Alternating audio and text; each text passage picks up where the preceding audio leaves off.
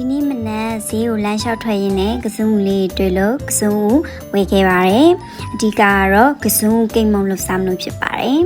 ။အရသာလေးကချူချူစိမ့်စိမ့်လေးနဲ့အရန်ကိုစားလို့ကောင်းတဲ့ကစုံကိတ်မုံလေးပဲဖြစ်ပါတယ်။အရင်ဆုံးကစုံလေးတွေကိုစင်နေအောင်ဆေးပြီးတော့မှပေါင်းရဲမှာမိနစ်20ခန့်ထည့်ပေါင်းထားပါတယ်။ပြီးရင်တော့ရလာတဲ့ကစုံလေးတွေကိုခွန်ခွာလိုက်ပါတယ်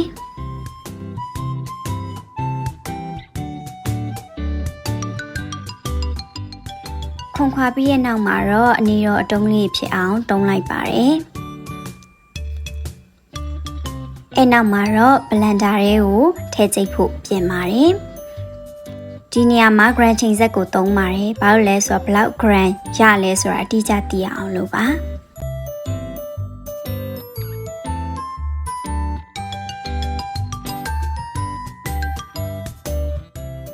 ပြီးရင်တော့ကြက်ဥ3လုံးကို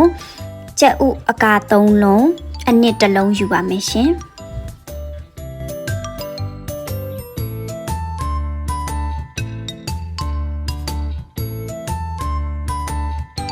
ပြီးရင်တော့နွားနို့50 gram ထည့်ပါမယ်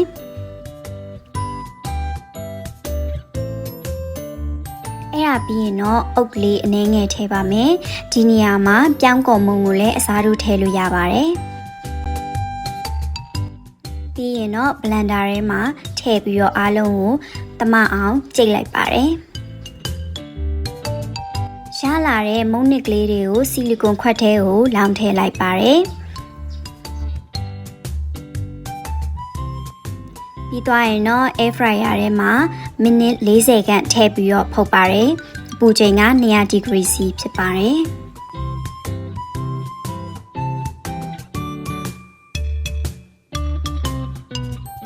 ပြီးရင်တော့ air fryer ထဲကနေထုတ်ပြီးတော့မှအပြင်မှာခဏလေးအေးခံထားပါတယ်။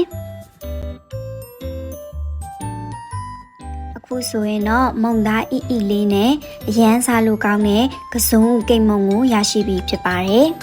အချို့ကြိုက်တဲ့လူတွေကတော့တကြားနို့စီစားရည်ထည့်သုံးလို့ရပါတယ်။မီကတော့အချို့မကြိုက်တဲ့အတွက်ကြောင့်မို့လို့စိမ့်စိမ့်လေးအနေနဲ့ပဲစားဖြစ်ပါတယ်။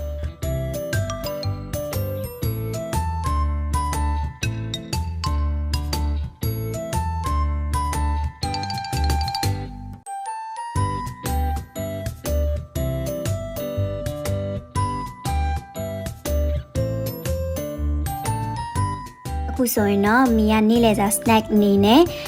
နွားနို့ရဲ့ကိတ်မုံရဲ့ကိုတွဲဖက်ပြီးတော့စားသုံးမှာဖြစ်ပါတယ်။အရန်ကိုရိုးရှင်းပြီးလွယ်ကူတာမို့လို့အားလုံးလိုက်လောက်စားကြည့်ကြပါအောင်နော်။အားလုံးကျေးဇူးတင်ပါတယ်။